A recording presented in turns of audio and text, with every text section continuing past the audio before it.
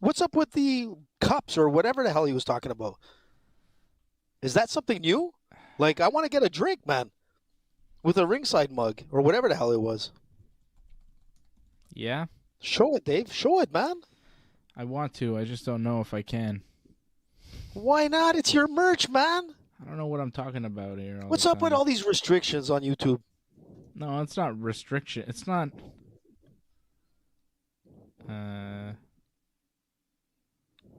Yeah, I think I can show some of it. I don't know. Come on. So you put Dave, me on the just show it, spot man. all the time, man. That's what I'm there for, man. That's what I get paid those bucks for. Pain in the ass is what you are. There Wow. you go. Jiu-jitsu time. That is really nice. And there's some other stuff. Look at this. There's the hoodie That's a we were pint? talking about. Wow. Yeah. I'm impressed, man.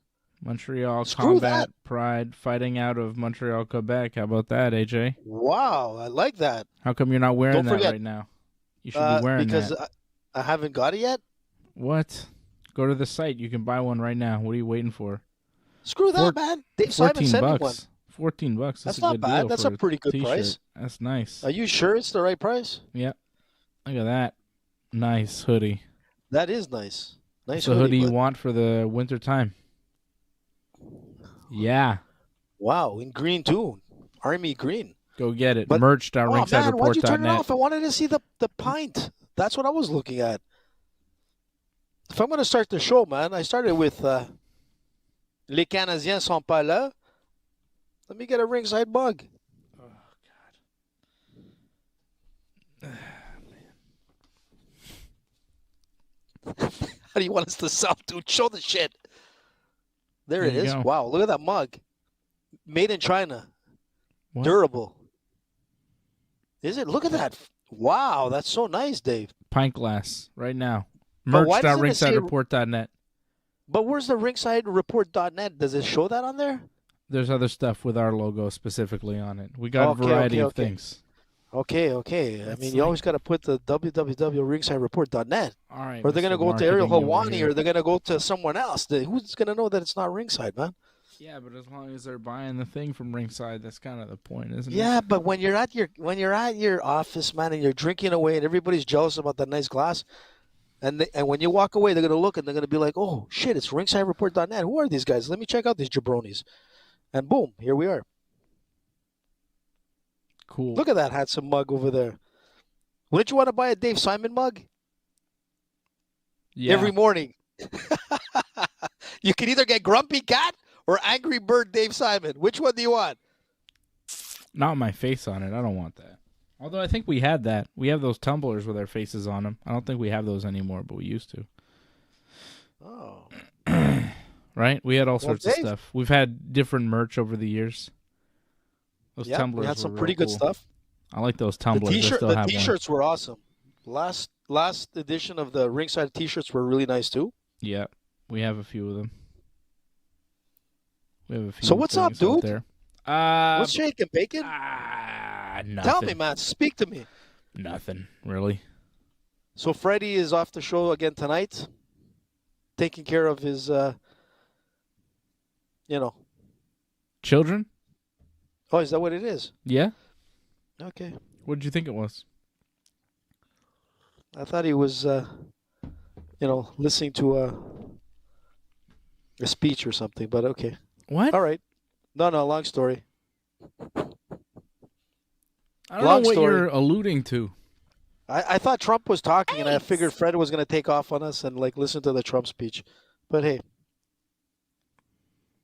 Listen, your conversation in the last couple of days was, pretty entertaining. My conversation? What are you talking about? I don't know what you're saying. Hey, What listen, do you on mean? another note, Are you talking Did about you our get- group chat with me and Fred? Is that Yeah. what you're saying? Oh, the best, yeah. man. Thanks. Classic. I was saying some Classic. horrible things in the group chat. I'm glad that's not public. God. Sex, drugs, and rock and roll, man. All Listen, sorts of did stuff you- we say in there. Listen, before we get into the show, did you get the link about the Cyril Gann thing? Did you know about that whole robbery and that went down on him? I know that he got robbed while he was fighting. While Isn't he that was fighting crazy? for the UFC, his home was robbed at the same time. That's amazing, man. Listen, Cyril. I'm going to tell you something. I grew up down below the tracks of NDG. I can assure you, Cyril, it's an inside job. It's one of the guys you know, one of your circle. I'm telling you, it's one of those guys. Nobody robs you when you're fighting. Like right at the moment that he's starting the first round, boom, they go in to rob him. Scary shit, dude. If you're a UFC fan and you know where Cyril Gann lives and you know that he's got, I think it was $150,000 worth of jewelry in his home, Stolen. you might think, hey, when is the good time to rob this guy's house? Well, when he's in an octagon on TV, when I can see him on TV and I know he's not home. I mean, it doesn't have to be an inside job. Was it an inside job when Kim Kardashian was robbed at gunpoint in Paris for some jewelry, too? A lot of jewelry robberies in Paris. Paris doesn't seem like a safe city to me. I'm not going to Paris anytime soon, let me tell you. I'm not going to Paris. I'm not going to France. I'm not going to any of those places. They look like overrun with nonsense. Of jewelry heist. The Pink Panther, man, you know, Inspector Clouseau and all that, Paris. It's always about jewelry, dude. You got a point there. Okay. I think my reference was a little bit more recent. I don't really understand your references, but that's okay. That's part of the show. The Pink Panther? Come on, dude. You got to know that. Fred, I guarantee you Freddie would have known. I mean, anyways, it's just interesting. I'm aware of the Pink Panther, but it's not a reference I would make. Like, I don't really know the movie or whatever. Oof, great movies with the Inspector. The original. Yeah. Cool. So what are we talking about here tonight? What the hell are we doing? We're going to talk about. Are we done yet? We're going to talk about. Well, we're going to talk about like the travesty, and basically like people's like afterthought of last week's fight. I thought it was an amazing card. I thought it was like very, very interesting for it to be free and people had an opportunity to watch this. And I thought it delivered. And regardless of what a lot of people thought about, the Valentina fight, I think me and you were on the same page and a lot of other people believing that, she won the fight. Not Valentina, obviously. Alexa Grasso, yeah. It was a split draw. We're going to talk about this fight here. What the Okay, Alexa, stop! God that stupid Alexa. Every time you say Alexa, man. So annoying. The crazy biatch, man. So Grasso and Shevchenko had a real close fight last weekend. We're going to get to that here in a second. I also want to talk about the UFC 295 fight. I see Lior in the chat saying UFC 295 is looking sweet. And it is. They added Yuri Prohaska versus Alex Pereira for the UFC Light Heavyweight Championship for the co-main event of that. So you got the greatest light heavyweight of all time, John Jones, defending his heavyweight title against Stipe Miocic in the main event. And then the co-main event, you got the vacant light heavyweight title, Yuri Prohaska versus Alex Pereira, which is incredible. Like, crazy, what a man. Double bill for the UFC, Madison Square Garden, November, UFC 295. It's going to be massive. That's going to be a pay-per-view that I will not mind staying in for on a Saturday night. That's going to be pretty damn nice. So, yes, Lior, indeed, UFC 295 is looking sweet. Leon Edwards, Kobe Covington, official for UFC 296. We'll get to that as well, and we'll preview UFC Vegas for this weekend. They're back at the Apex. It's Rafael Fiziev versus Mateusz Gamrot. Not the most exciting fight card this weekend. Doesn't have a title fight in the main event like last week's fight night.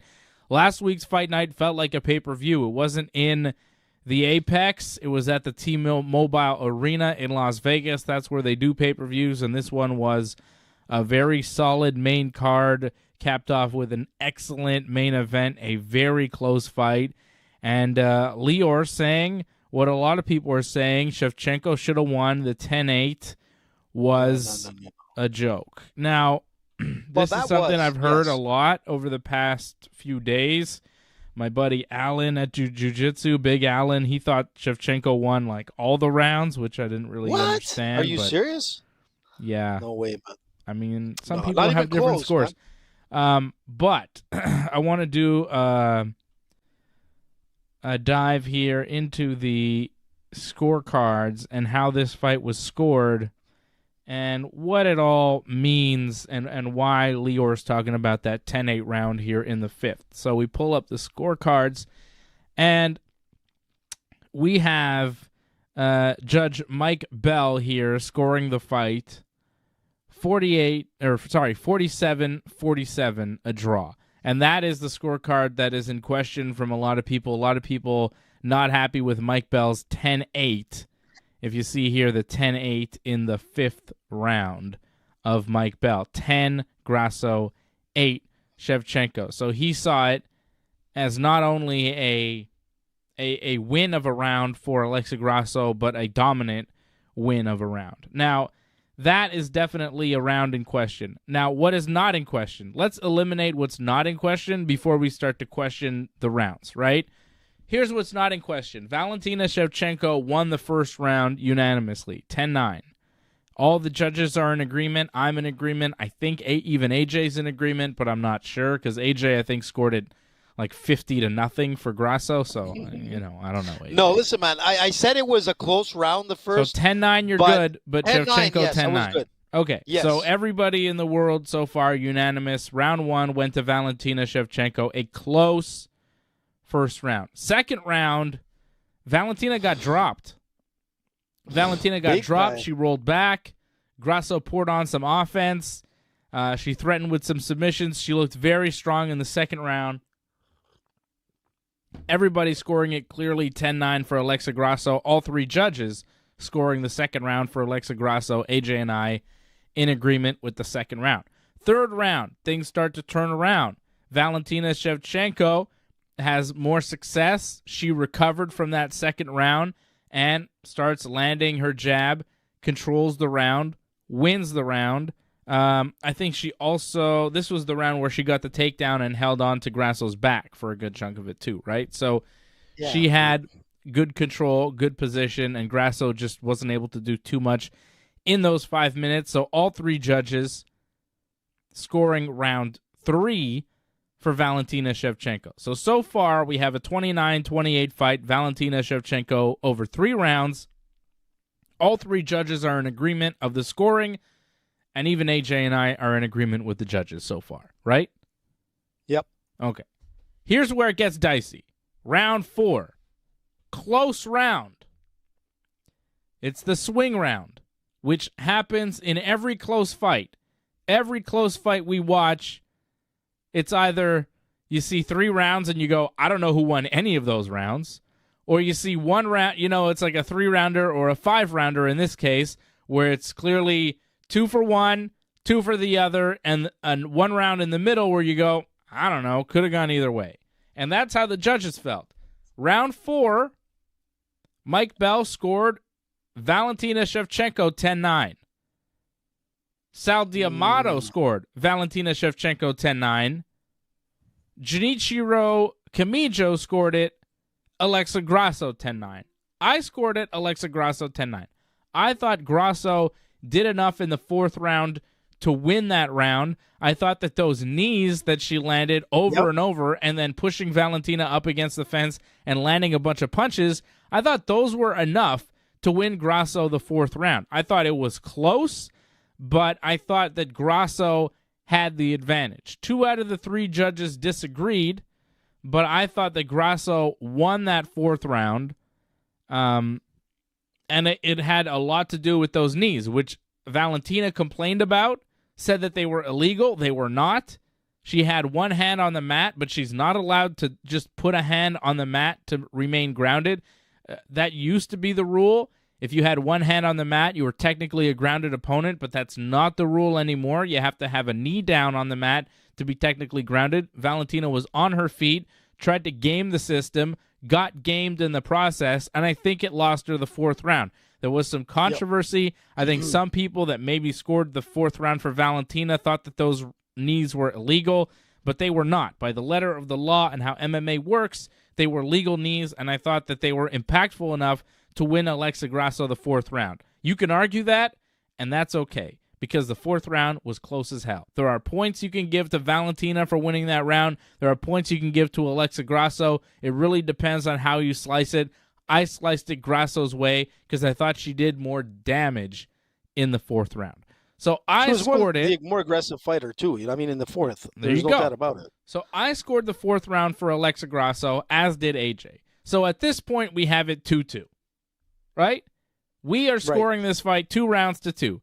First round for Valentina, second round for Grasso, third round for Valentina, fourth round for Grasso. So we have this fight even. A couple judges, though, Sal D'Amato and Mike Bell, have Valentina up 3-1 going into the fifth round. Crazy. Okay? 3-1. Then things get even more weird. Fifth round, unanimously for Alexa Grasso. She did more in the fifth. She won the round on all 3 judges' scorecards. For Junichiro Kamijo, because he gave Valentina only round 1 and 3, that fifth round was the deciding round, and because it went to Grasso, it gave Grasso the fight 48-47, which is exactly how I scored it. I scored this fight in favor of the champion, Alexa Grasso, 48-47, giving her rounds 2, 4, 5, 10, 9.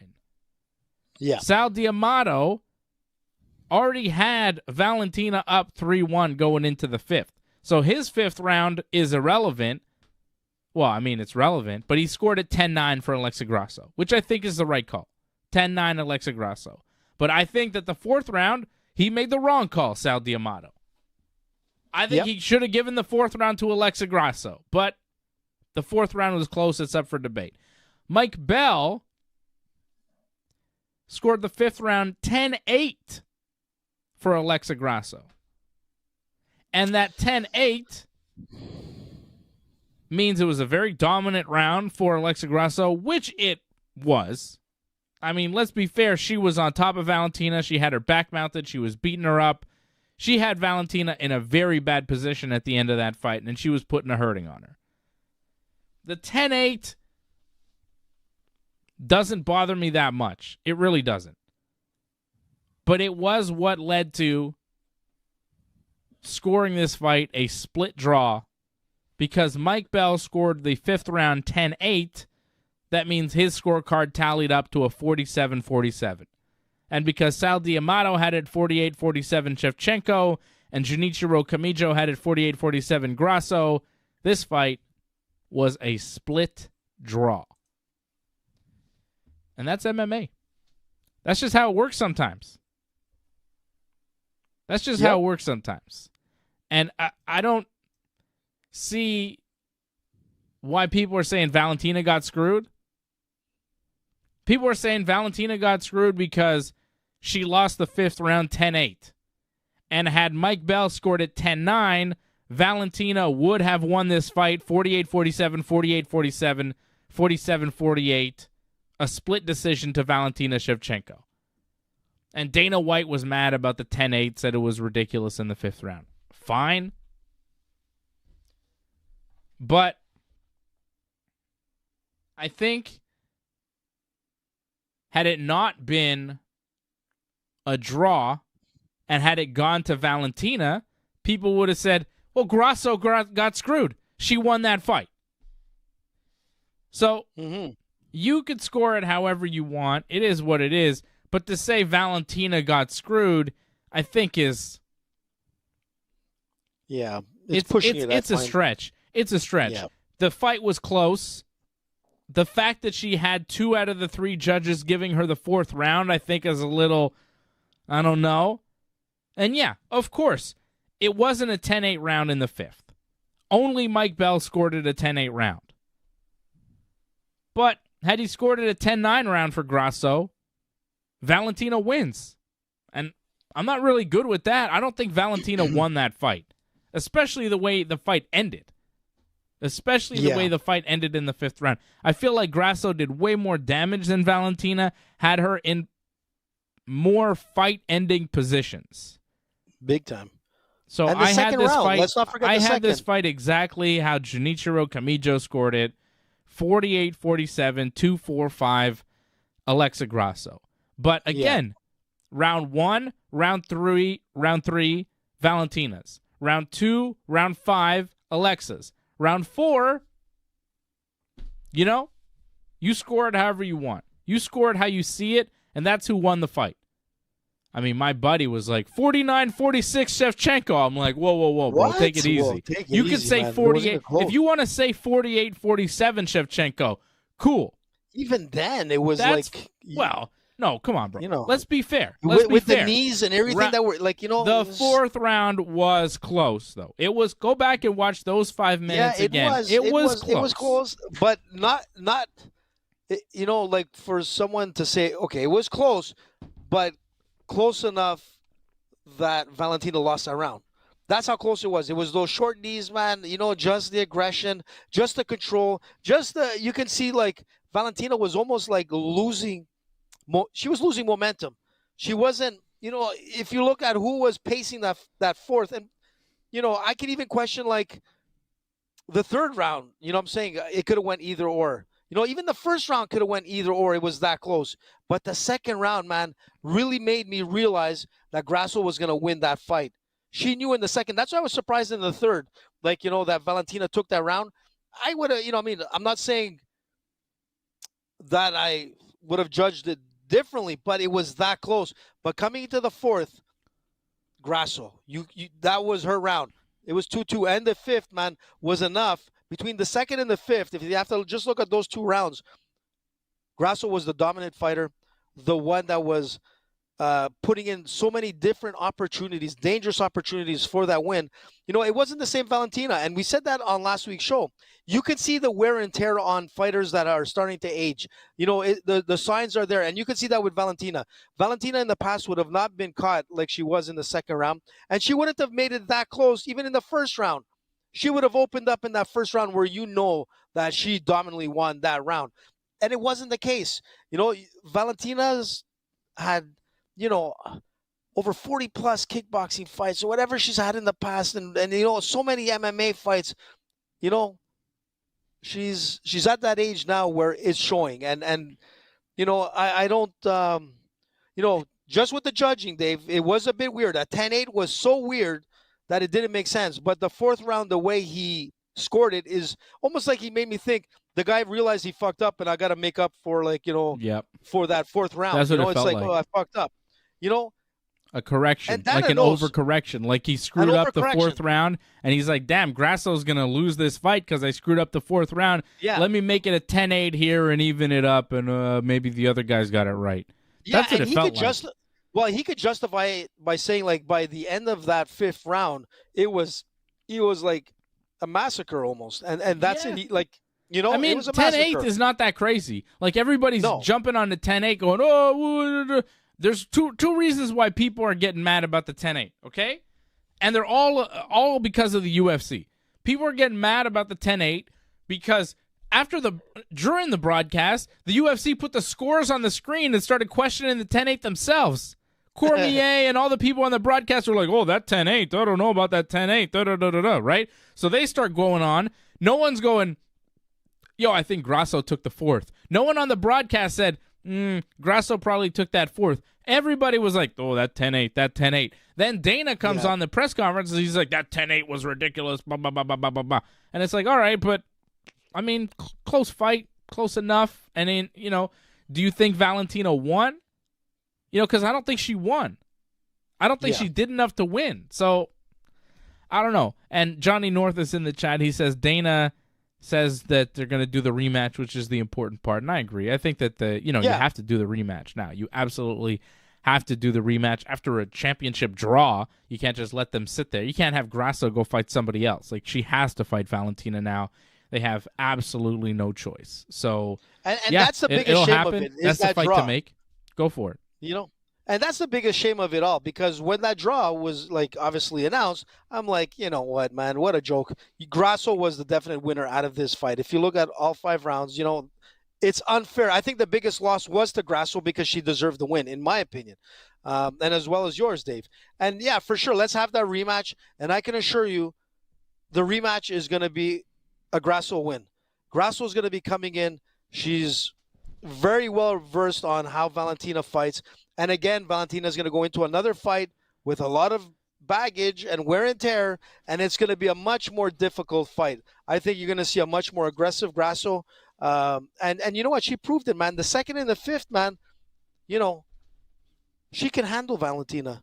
You know, Valentina, man, you know, her days are done, dude. There's a few other fighters on the card coming up on Saturday where their days are close to being done as well. You know, it's a shame, but, you know, like you always say, is like, you know, father time always wins, right? Yeah. You know? Lior says 10-8 is a Khabib smash round. Alexa did not Khabib smash her, but almost. I mean, fine. But it was, and that's fine. But let's put things into context here for a second, guys. 10-7 rounds exist. Yep. So what's a 10-7 round?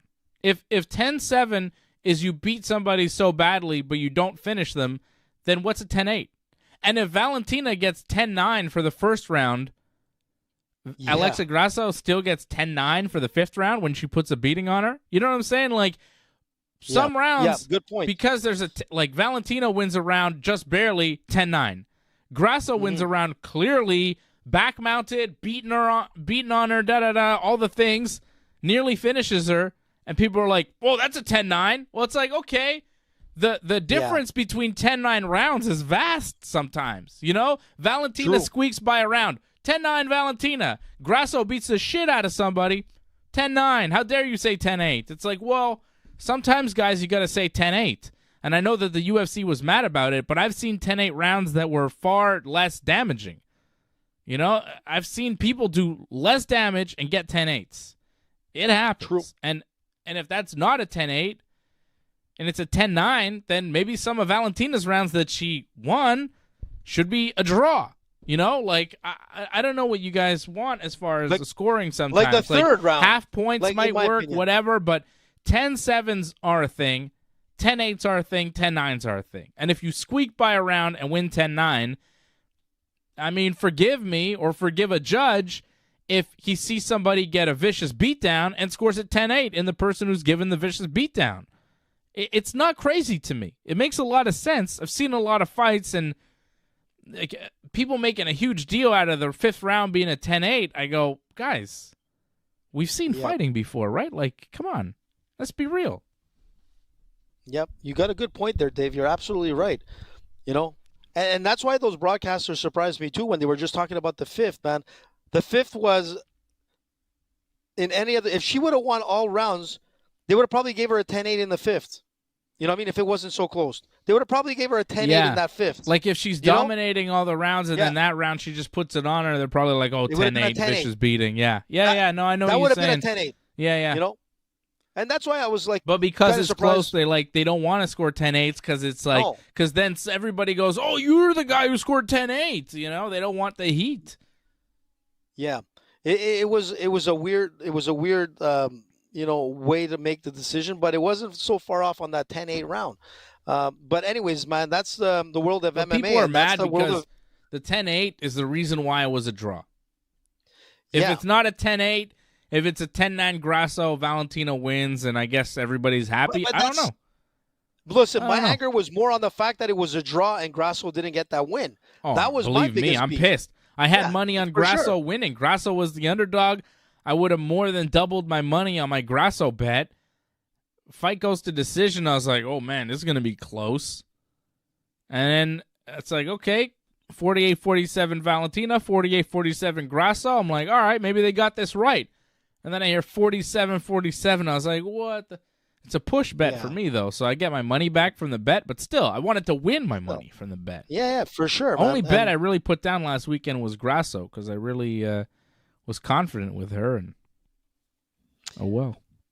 But it sucks, man. That's why, man, you know, the judging, again, in the last couple of months has always been coming up. And we've had this beef, like, for years, like, you know, and I've always said it, man, like, you know, the judging needs to be revised. I know it comes with the state and all that kind of stuff. There's all kinds of, but also, man, like you know, it's a tough sport to judge sometimes.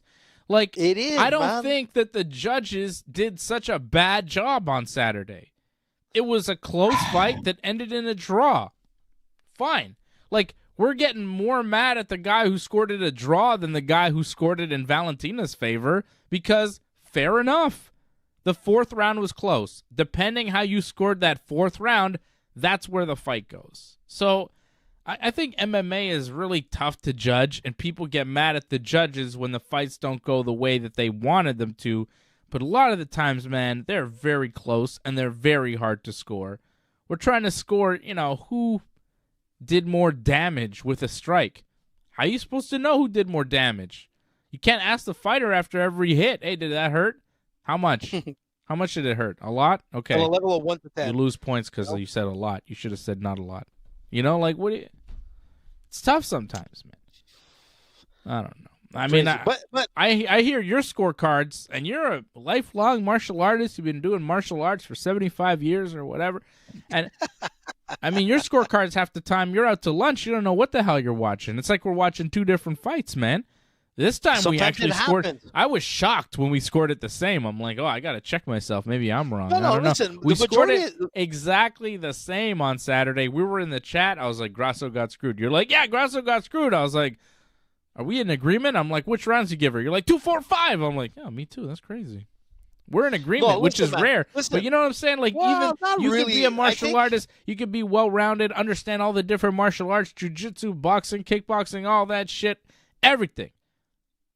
And you're still going to score it wrong because it's not easy. Yeah, you're right, man. Like, we're looking at it from, like, it depends where, sometimes the angle of the judge looking at the fight. And, you turn your eye and you miss that elbow strike. And, you don't realize that there's so much more aggression on a top mount. And some people don't look at it as, like, dangerous. And there's a lot of things happening sometimes where you just don't see. And that's enough of a factor to sway a decision in that round. You know what I'm saying? Yeah. It's close. And like I said, that fight was very close. It was 2-2, and then there's a fourth round that toss-up. Listen, man, I still think that judging has to be revised. I think we need to put in a lot more, like, MMA-based judges. Guys that have, like, I keep saying this all the time, man. I guys know, that but have I been keep in the game countering for a long your time. point. I keep countering your point with the MMA fighters have deep ties and affiliations to gyms and teams, which could cloud their judgment when they're refs or judges. It's just a fact. You know what has to happen, man? It is good for them to have experience. It is good to have, MMA fighters or former fighters or whatever. People who know what they're watching it. There could be improvement in judging, just like there could be improvement in refereeing, just like there could be improvement in promotion, just like there could be improvement in this show. AJ, there's room for improvement everywhere. And we know this because we are lifelong martial artists. You never get to the peak. You never get to the mountaintop, AJ. You just keep climbing and hope that one day you can see the sun. One day. Sometimes it never arrives. Yeah. But listen, man, you know what would be amazing, man? I know this is like a pipe dream, but wouldn't it be amazing to have a fourth deciding factor, and that would be the public, registered public, people that have to have some kind of credentials to be able to judge, and not just like anybody, like a whole team, like, going up against the fighter that's losing. Really, like a pool of people from around the world. Well, it exists. They just don't use it. It exists. But they should put it in to every major fight. That fourth judge is the universal judge, where you got to have a criteria to be part of that panel, being it 25 people, being it 30 people, being it 50 people, and that could be a good eye from the opposite side, where we see it like from television, where we see it from another perspective, and you have a better idea of, like if you see that, like these three judges, man, they were off, dude. Like, watching, I wouldn't say a different fight, but like, yeah, that fourth round was like a different fight, in my opinion. The fifth wasn't too far off for that 10-8, like we were talking earlier. But anyways, it's Verdict heartbreaking. MMA. Verdict MMA. It's an app. It compiles a bunch of scores from around the world. Different people submit their scores, and this is how Verdict MMA. I mean, what you're talking about already exists. It's just not used. No, but by I'm the actually UFC. saying. But actually being as part of the fight, you know what I'm saying? But look how what did they score it? Verdict MMA actually scored it for Valentina Shevchenko by a very slim margin. So this is kind of the total scores, and they kind of compile them. So she won the first round. Valentina did. Grasso won the second. Third round was Valentina's. Fourth round was actually a draw. And then they had Grasso winning the 5th round, but because of the way they compile their points, Valentina actually won 47.67 to 47.37 to Grasso. So they did have Valentina winning, but by a very slim margin, and it's not 10-9, the way they do it. It's kind of they take everybody's scores and then they math them down. Yep. Oh, man, well. So it exists. It's a thing. No, and maybe one day they'll use it. But if they did, AJ, you'd be real mad because they scored it not the way you did. So. No, but you know what I'm saying? Like, yeah, you're right. But it depends on how many people were watching and their levels. I mean, there's got to be a criteria for you to be able to judge, you just want it to be you, fight. I think you just want it to be AJ. Listen, no, man. Listen, I like to be part of it, but I have to get, past those credentials. But you know what? It just gets me mad because, the judges sometimes, and most of the time in the last little while, have really, fucked up a fighter's opportunity for a win, and it happens. I mean, it happens, man. But great for the bookies at times, but not great for the fighter. Close fights, close fights. Yeah, that's what's gonna happen. All right, we got. What about the other guys, man? You got to give a little credit to Raul Rosas. That kid, man, 18 years old, fighting. He was phenomenal, man. I love this kid.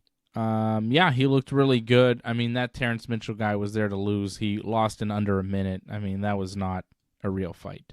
Jack Della Maddalena beat Kevin Holland by split decision. That was a close one. Yep. Very close fight there. I took Maddalena on that one. Yeah, I think Freddie went with Holland. I was really impressed by Roman Kopylov on the prelims, knocking out Josh Fremd. Kopylov looked incredible. Oh, yeah.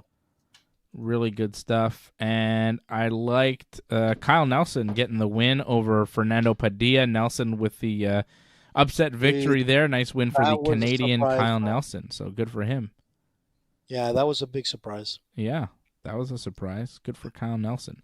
And coming up this weekend, what? Lupita Godinez got a nice win, too. She looked really sharp. Okay, coming up this weekend, we've got Rafael Fiziev taking on Mateusz Gamrot. It is the main event of UFC Vegas at the Apex. How about it? Who you got?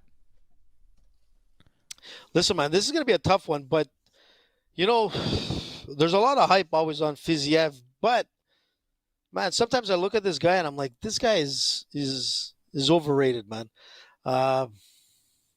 It's going to be tough because Gamrot is a beast, man. Conditioning, wrestling. I think he has that edge. Super smart fighter. He is the underdog, if I'm not mistaken, in this fight. I'm going to go with Gamrot. Yeah, I'm going with Gamrot on this. I think Fiziev is, he's got that overrated thing for me. And I don't think he has what it takes for Gamrot. Unless he comes in with some heavy Muay Thai like Dariush did and all this kind of stuff, just explode, which is not going to happen. Because I think the hands go to Gamrot. I think the wrestling goes to Gamrot. I think the stamina. I think the fighting IQ. And he's, that's why I was surprised that he's, I'm not surprised in some sense as an underdog, but to the odds that I saw, I was like, you know what? Go with Gamrot, man. It's going to be a good payout. Yeah, Mateusz Gamrot right now is the underdog at bet99.com. Go to bet99.ringsidereport.net to bet with us. Bet99.ringsidereport.net. Mateusz Gamrot plus 135. Rafael Fiziev minus 155. And yeah, I like Gamrot in this fight too. I think especially the wrestling and the stamina. I think Fiziev might have an edge standing up. He's got some good Muay Thai, but he fades. And this is a 5-round fight. And Gamrot in 5-round fights I've seen before, he does not slow down. He does not fade. I think he's going to have the big-time cardio advantage. His movement is really good, too. I think it's going to be tougher for Fiziev to track him down, to kind of corner him and land the shots that he needs to put him away. I think if Fiziev is able to win, he wins in the first 2 rounds with a stoppage, but I don't think Gamrot is going to get stopped. I think he's a little too crafty for that. He's going to see Fiziev coming, and I've got Mateusz Gamrot in this fight plus 135. I think he beats Fiziev by decision. And we're in agreement on that one. But you know what? It could even be a submission, man. This guy's got 5 submission wins, and if he's able to control Fiziev, and work his jiu-jitsu, this guy can actually submit Fiziev, especially going into the latter rounds. So, yeah, I'm not sure how he's going to win it, either decision, but a submission is a strong possibility as well, going into the 3rd, 4th, 5th round. Yep. There you go. That's the main event. What about the co-main event? One. That's a good. So it's a solid main event. Yeah. Solid fights. Solid fight at 155 pounds. It's not like the biggest money card, but if you're a fight fan, there's definitely some stuff on here for you. The main card is actually pretty sweet. To be honest, like the main card for a Vegas fight night at the Apex is pretty good. Co-main event, you got Thug Nasty, Bryce Mitchell taking on Dan Ige. That's a good fight. That's going to be nice. That's a very good featherweight fight. Then you've got Marina Rodriguez taking on Michelle Watterson.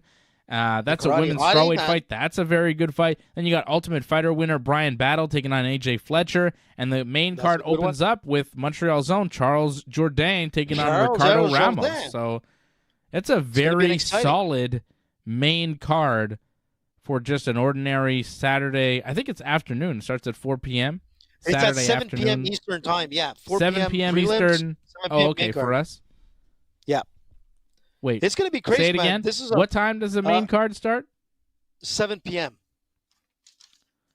Okay, yeah, 7 p.m. Eastern. Prelims start at 4 Saturday afternoon.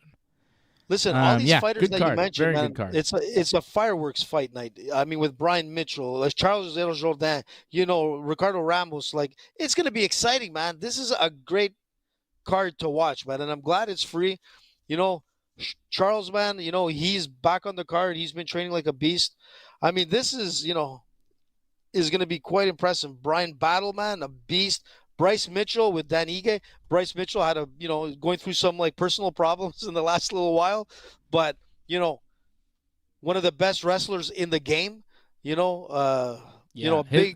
His last time out there against Topuria, Topuria is really good. That was a bad fight for Bryce Mitchell. Topuria just kind of overwhelmed him. Topuria is undefeated and just smashing through everybody. He's a real problem at 145. I think Bryce Mitchell bounces back. He was 15-0 before that Topuria fight, and I think he gets back into it here. I think Mitchell wins. He beats Ige. Mitchell is a favorite right now, minus 200. I like that. I like Thug Nasty in that fight. Yeah, a lot of people call him one-dimensional, but you know what? I think it was one of those off nights for him when he fought Topuria. There was something not clicking for him, man, especially in the wrestling game, which shouldn't happen. Yeah, he got stuffed and all that kind of stuff, but there was something off. Obviously there was a lot of personal problems, in his life. But you know what? I think he's going to bounce back, and he needs a win, man. Dan Ige is a beast too, so it's going to be a great fight. But I'm going to give it to Bryce Mitchell just for the wrestling game. Just for that, regardless if he's one-dimensional or not, I think he has a lot more to offer, but it's going to be interesting. Good fights here on the main card. Marina Rodriguez takes on Michelle Watterson, and Rodriguez right now, huge favorite, minus 310. I think that's where this fight's going to go. I've got a parlay for you here. But quickly, Dave, just on those two there, this is what we were talking about earlier, the wear and tear and on their way out kind of stuff. Whoever loses out of those two are probably going to be released from the UFC. There's no doubt about it. You got Marina. Michelle Watterson, she's lost 3 in a row. She's 1-5 in her last 6. I mean, they fought 2 years ago. Rodriguez won that fight, but it's Rodriguez coming off a couple losses though. She's maybe not the same at 36 years of age, but that fight was only a couple years ago. Michelle Watterson is 37 now. I just don't see a big difference. I see the fight going exactly the same way. Decision win for Marina. I agree with you on that. Brian Battle, AJ Fletcher. I'm going to put Battle up on my parlay, and I'm going to give you my parlay right now. I'm ready for it. We're going to go right now to the prelims first. Really confident in this pick. Minus 140.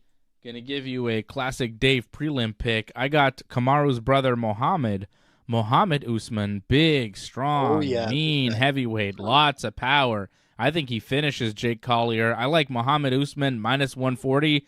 Tons of value there, like crazy value. So I'm going with Usman for sure. I'm going to give you Mateusz Gamrot as well, plus 135. Very confident in Gamrot's ability to get this win. Brian Battle, minus 180. I think he gets the job done over AJ Fletcher. And I got Marina Rodriguez. Should be a walk right through Michelle Watterson. Minus 310 is Rodriguez, a big, heavy favorite. 4 fights, 20 gets you 165.76 over at bet99.com. It's a 4-fight parlay plus 729. Team Dave, 4 fights.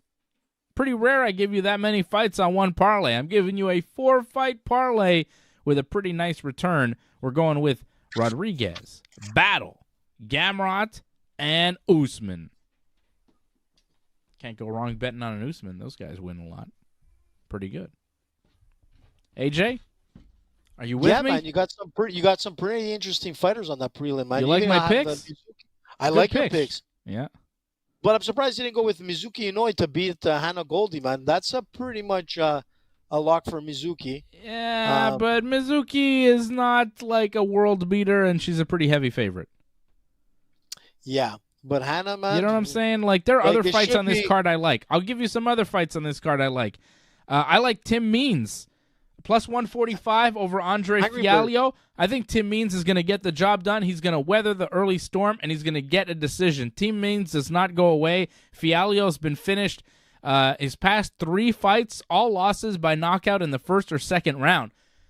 Mm-hmm. He does not have the heart right now. I think Tim Means is going to out-heart him, out-mean him, out-veteran him. I like Tim Means plus 145. I'm not throwing that on my parlay, but I'm going to throw it in as a side bet for sure. Tim Means plus 145.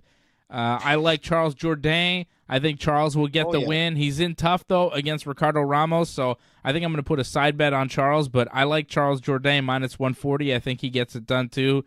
There's some other fights on this card that I like, but there's a lot of fights on this card I like, too. I mean, I think Cody Brundage is a live underdog at plus 450.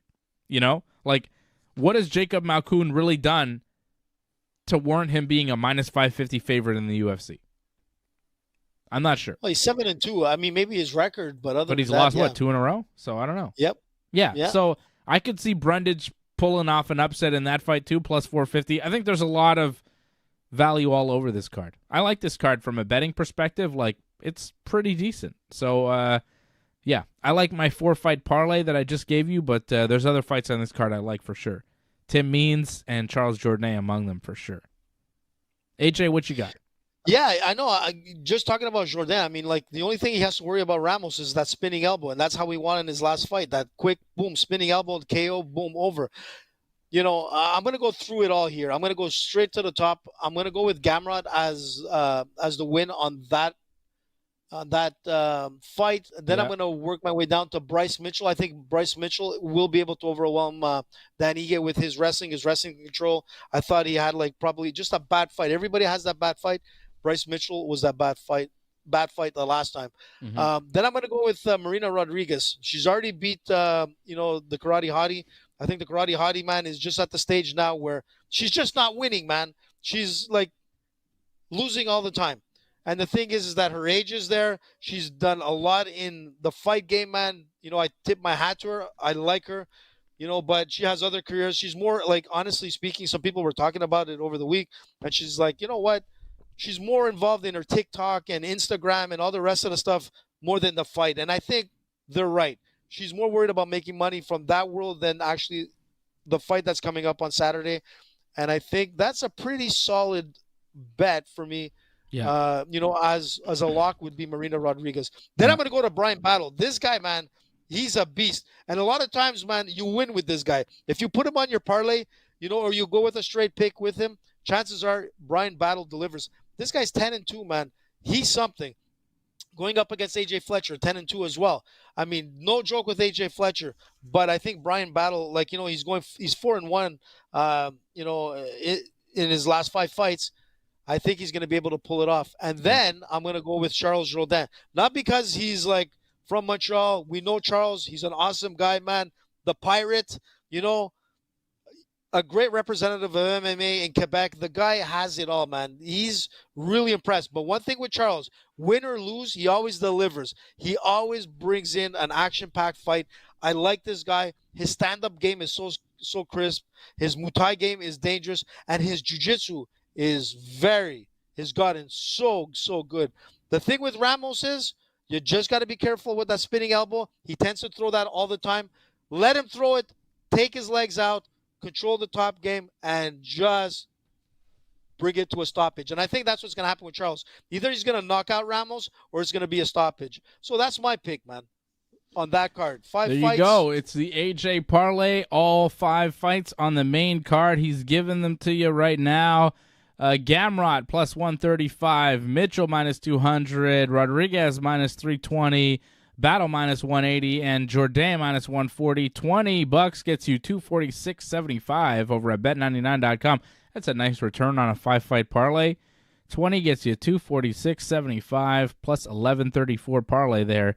Jourdain, Battle, Marina Rodriguez, and Bryce Mitchell, and Mateusz Gamrot. It's the Team AJ parlay.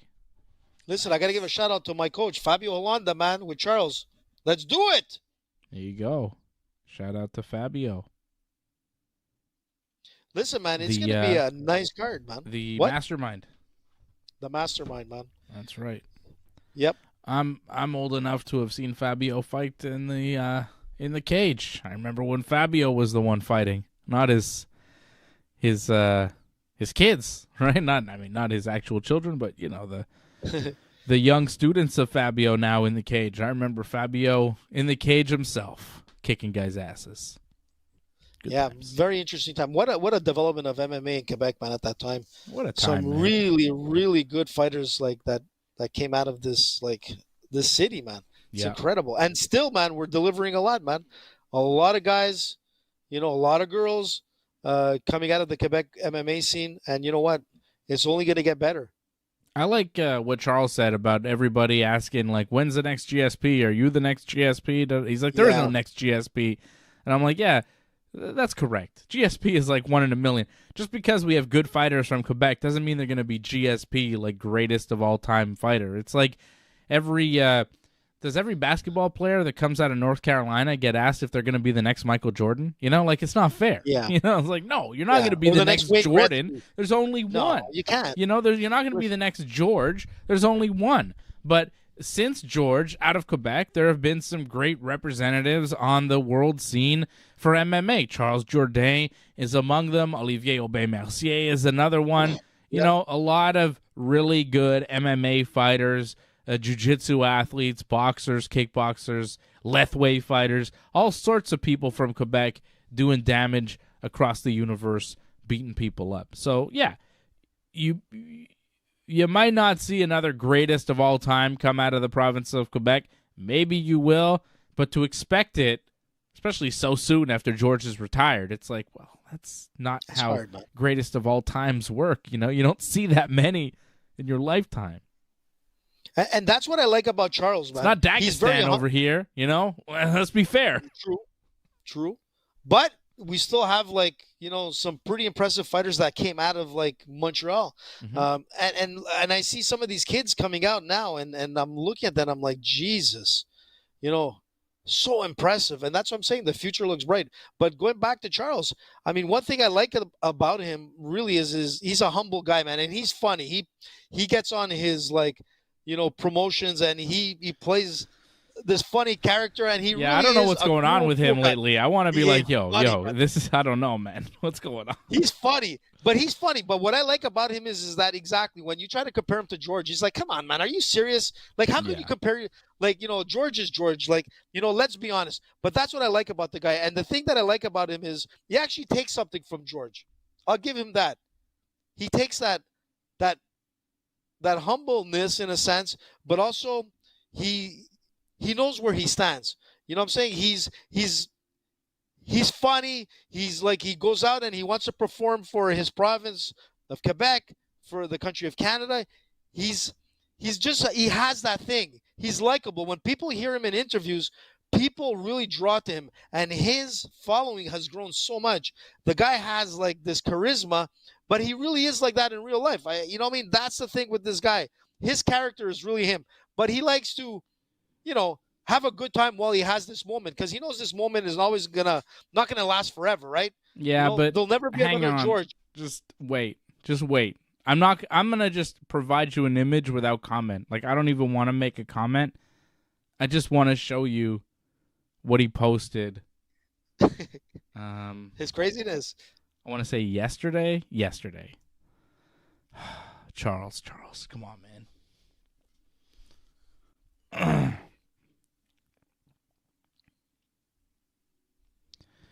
Media Day at Cobra Tate and at Tate the Talisman. Thank you for making me a better man and provider.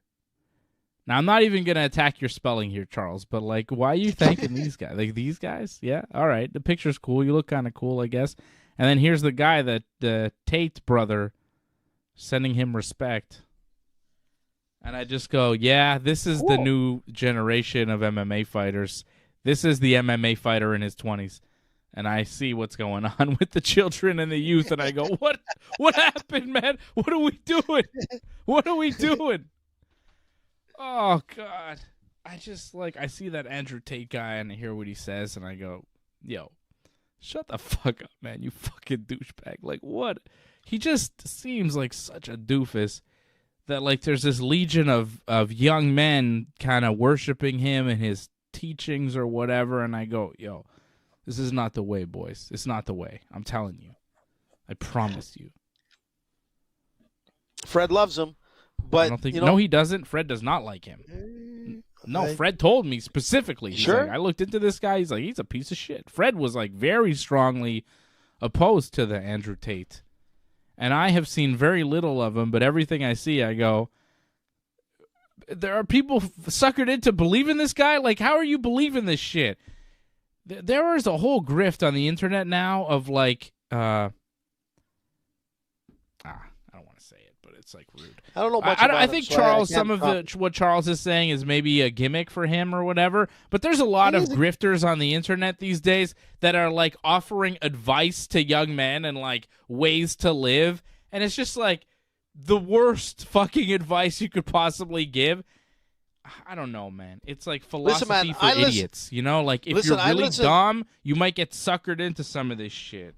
If you're not actually paying attention and you don't think about it too hard, you might get suckered into this shit. If you listen to what everybody told you your whole life, if you've been kind of just sitting there your whole life, never having an independent thought and never thinking for yourself and just kind of nodding along, and then all of a sudden this guy's like, this is how you're supposed to be. You're yeah, okay, this is how I'm supposed to be, okay. Dude, it's not the way. It's not the way. I gotta look into this now. Yo, it's not. I'm telling you, man. It's what the fuck? Listen, man, that's what I was trying to say is I'm the tired Anthony of Robbins it, man. seminar. And Charles is cool. Robbins? Charles, whatever. He is what he is, and he's living his life. But some of these kids, man, it's just dangerous what they're learning. It's dangerous. And as a father of a young boy and a young girl, I'm fucking worried about the future. Because if anybody talks to my young girl the way some of these Tate brothers are telling young men to speak to, they're going to fucking find themselves buried in a hole somewhere. They're going to find themselves up in fucking Trois-Rivières getting eaten by a fucking bear or some shit, man. I'm going to find a way for you to disappear and you'll never know about it. You know what I'm saying? There are ways to make people disappear, and I will go Disclaimer, Dave is just joking. No. I'm not joking. If you do anything bad to my little girl, I will make you fucking disappear. And no one will ever know. I like what Johnny says. Johnny's had an incident when he was when we were on lockdown with COVID and he was wearing his mask and all that kind of stuff. And he was on the bus with a lot of these kids. And let me tell you, man, Johnny, if you read his reference, kids are terrible. No offense. He's got a point, I think if you're over 14, I should be able to hit you in the face. Like Mike Tyson If you're a little style, snot-nosed 15-year-old talking shit, I should be able to smack you around. Fuck it. What's the problem? What are we doing here? Johnny says Brett was right, Dave. Johnny's funny. Johnny's in the chat. He says Brett was right. Johnny and I were arguing about Hulk Hogan and Bret Hart and some things that happened in 1993. This is a few days ago. Johnny and I, not on the show, by the way. This is we're chatting. We're like text messaging, right? Off air, yeah. Off air. When was this? A few days ago. John texted me. Johnny and I text a lot about wrestling. Saturday night, Johnny and I are just going back and forth, long text conversation about Hogan and Bret and WrestleMania 9 and SummerSlam 93 and all of that stuff. And that's, it's always going on. People think it's just during the show. It's not. It's constant. And we're still debating things that happened, 30 years ago in wrestling. And we will continue to do so tomorrow night right here on Wrestling Uncensored. WWE fired a bunch of people today. What? Including Dolph Ziggler. Really? What the hell? Who else? Mustafa Ali, Rick Boogs, Shelton Benjamin, Elias. Wow. Top Dollar, which, fair enough. Riddick Moss, his girlfriend Emma, Aaliyah. Wow. Quincy Elliott. Oh, Dana Brooke. They released Dana Brooke, finally. Mansoor, Massey, Shanky, Commander Aziz got released, and some other people whose names I don't recognize. But, yeah, they released a bunch of people today. Man. They are making cuts because the merger happened, and now cuts are happening. Only the best will survive, man. And that's going to happen in the UFC as well, dude. These cuts are going to happen more often. Man, I'm looking forward to talking about a Dolph Ziggler AEW run with Johnny North tomorrow night on the show. That'll be fun. Dolph Ziggler and AEW. Do you want to see it? I think Dolph is one of those guys that should have got fired from the WWE 10 years ago. Not because he's bad at wrestling.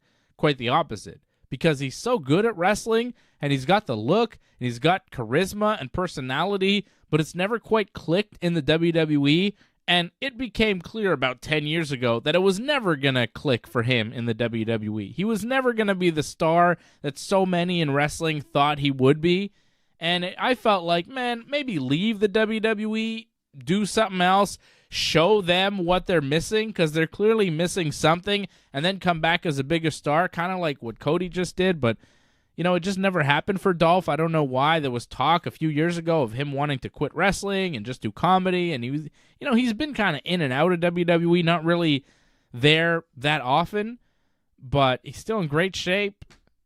He can still work. I don't know how his body's feeling, but I feel like a guy like Dolph Ziggler could still do a lot in pro wrestling.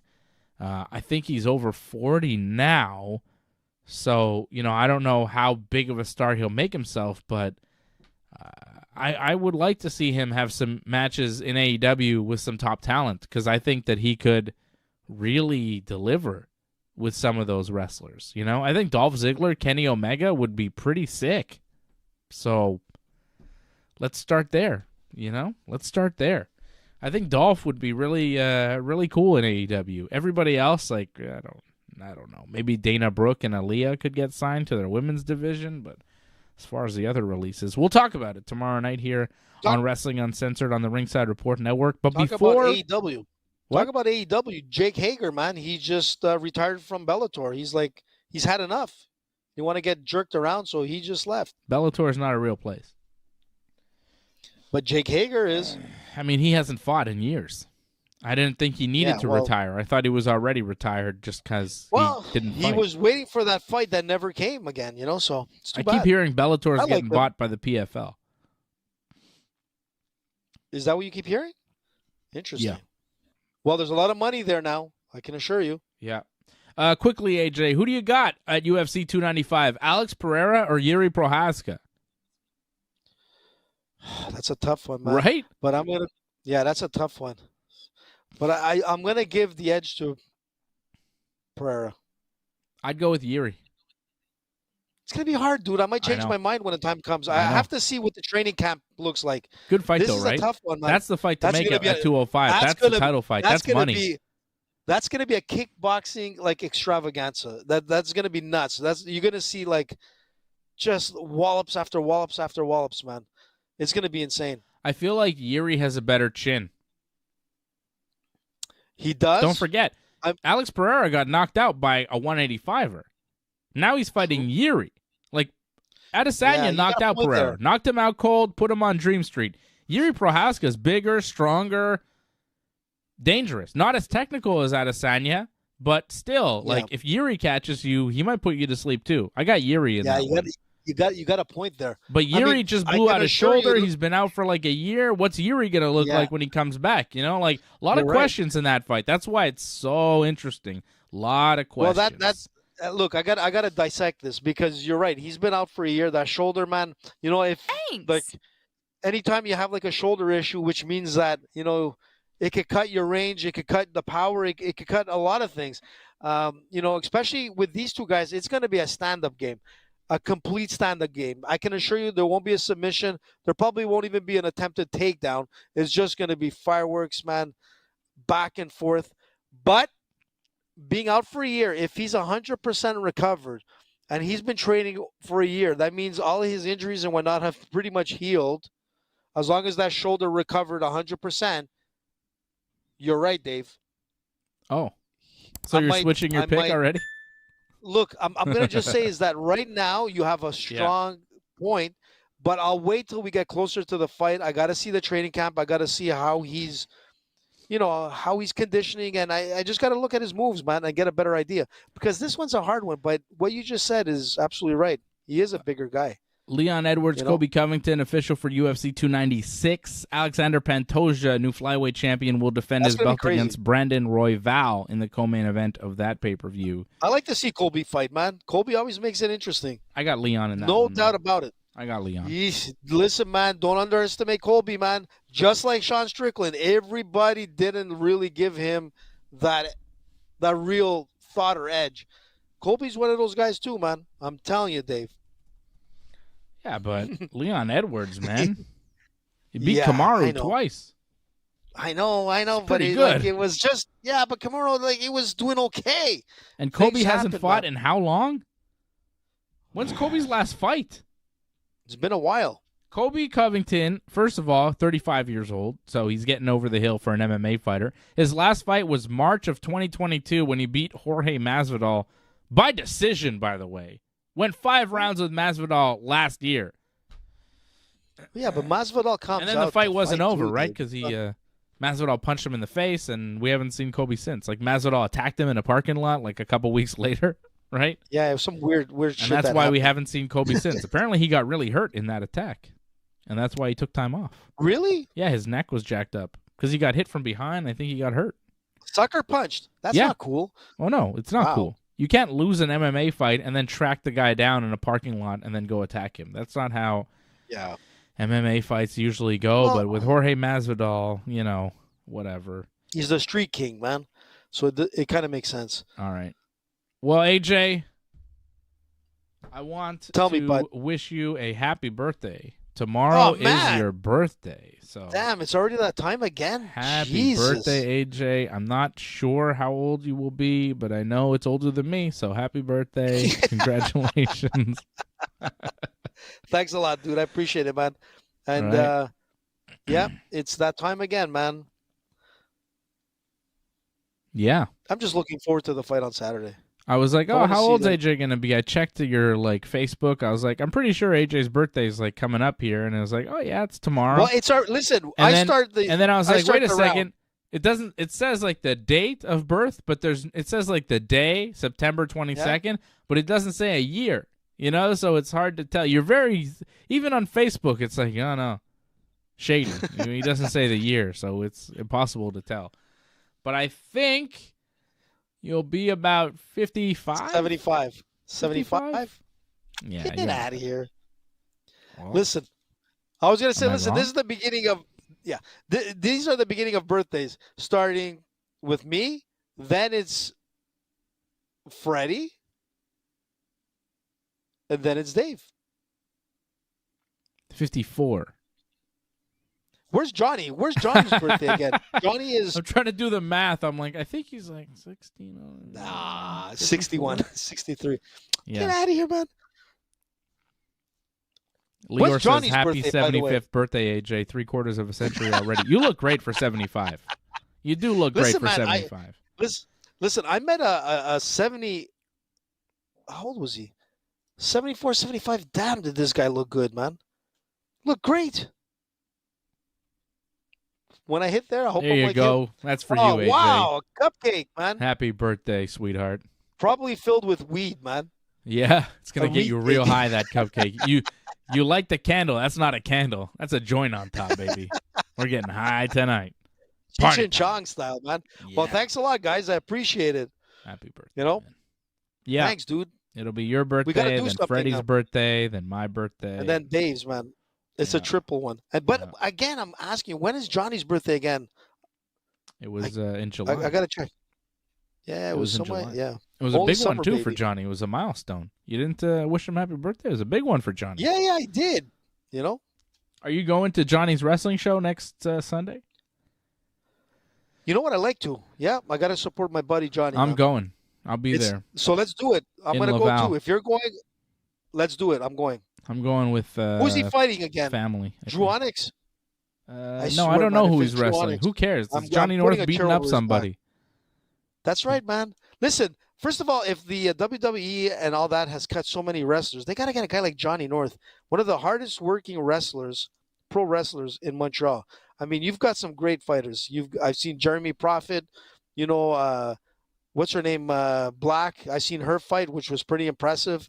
But Johnny North, Jessica Black, really good. Drew Onyx as well, man, and all that crew that fights there.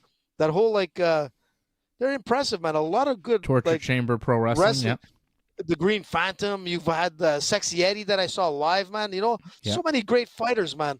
You know, and Johnny North, man. Seeing this guy fight, knowing Johnny, he's one of the calmest guys I know. Super calm, man. Like, you know, but when he fights, man, he's a speed demon. This guy is dangerous. I've never seen someone take more wallops than Johnny and Johnny giving it back. And what I'm trying to say is if the WWE is listening, man, you got to listen and you got to get Genesis Johnny North, man, on a show. He deserves it. You know, and honestly speaking, not because I know Johnny, but when I see Johnny fight, I'm like, holy shit, man. He looks like a pro wrestler, man, like a real pro wrestler from WWE. Like, and I went to see the show with you. And I'll be honest, man. I'm like, Johnny was like a better wrestler than these guys. And like, he has this style where you're like, holy shit, man. It's impressive, man. I always say to Johnny, he shouldn't be a heel. Johnny should be the good guy. Johnny needs to change his thing and get away from the heel and become the good guy because that's his real character. And I think if he becomes the good guy, he's going to like blast to the top. Fuck the heel. Start becoming the good guy. You know why? Like, you know, I don't like when people start booing Johnny, and I want to hit them all. I swear, it gets me mad. You know me, I get upset. I want to start swinging chairs and tables and ladders. I don't like when people boo Johnny because like everybody's booing Johnny, but I can't boo Johnny. So I'm like, yeah, Johnny, all right. And then everybody's looking at me like, why are you cheering this guy? Yeah. And I'm like, well, he's my friend. You know, I don't know. I want him to do good. Yeah, and I'm always saying, smash them, Johnny, and everybody gets mad at me, too. Like, what's the point? That's why, Johnny, make it easy for us. It's turn babyface so people don't look at us weird when we cheer for you, okay? Yeah. Thanks, John. Patrick C. Hamilton dropping the 777. Thank you, Patrick, on the super chat. He says, happy retirement, AJ. Oh, he wishes. He wishes. Thanks, man. I appreciate it, man. He's not quite there yet, but one day he will be. But one day I will be, man. Wow. And then it'll be more than just one show. I'll have lots of time, man. Got to keep busy. Yeah, but I'll still be so far away from... Like, when you retire, I'll be so far from retirement. I'll be like, Like, by the time I retire, you'll be dead. What the hell, man? Thanks. I mean, listen... I appreciate the... do the math. You may still be alive. You may still be alive, but damn, you're going to be in rough shape. You're going to be really old. I'm going to be like Mad Dog Vachon, man, in his last days. My God. But that's the thing. AJ, when I'm your age, you're going to be super old. Like, it's going to be crazy. Well, just remind me, be like, like, of is the AJ shows okay? where, like, Is he still awake over there? You know? fuck you, Dave. What Yeah. time is it? We got to get on the show. Yeah. Listen, but yeah, man, it's that's life, man. You know? It is. It's weird, man. It's weird. I'm like getting to the point where I'm just beginning to become old. You know, like I'm not quite young anymore, but I'm not quite like old, you know? But I'm like getting to a point where it's like, oh, there's like a lot of adults that are younger than me, and I'm like, oh, what happened? Like, why? I'm at the like beginning stages of old, and it's like, oh, this is interesting, you know? So a lot of guys, you know, it's like a guy told me, he's like, oh, you look younger than you are. One guy at jiu-jitsu was like, you know, they're all in their 20s. They're all in their like early to mid 20s. I have to fight these guys, which like says a lot about me and how crazy I am. Like, what am I doing? You know? Like, I do it too, Dave. I'm a little old Jewish man who just goes to fight 20-year-olds for some reason. Anyway, so I'm at the gym, you know, and one guy's like, oh, Dave, he's like messing with me. He's like, you're like over 40, you know, like you're super old. And I'm like, I'm not over 40. I'm like, chill out. And the guy's like, how old are you? I'm like, you know, I'm in late 30, whatever. And he's like, oh, I thought you were like 30, 31. And I was like, oh, thank you. You know, you're getting older when somebody says you're 31 and you take it as a compliment. You're like, I look kind of young, I guess. You know, it's like, fuck. What happened? What happened? Listen, man, I live by this rule. Age is just a number. In the dark, we're all the same age. R. Kelly lived by that rule, too. It got him in trouble, AJ. Be careful, okay? That's true. You got a point there. Jesus. Thanks for ruining it again. AJ, nothing but a number. That was an Aaliyah song when she was married to R. Kelly, and she was like 15. That was one of her songs. AJ, nothing but a number. Aaliyah, it was an Aaliyah song. She was like maybe 15. She was secretly married to R. Kelly at the time. It was super fucked up. Rest in peace, Aaliyah. Aaliyah was great. Ooh. She had some great music. And Kelly, what's happening with him now? He's in prison for life. What do you mean, what's happening with R. Kelly? He's in jail forever. Wearing lipstick and a dress? I don't know. I mean, most probably. If I was in jail with R. Kelly, I don't know if I'd want to have sex with him. I think I'd just be like, sing me some songs, R. Kelly. Do the remix to Ignition, bitch. You know?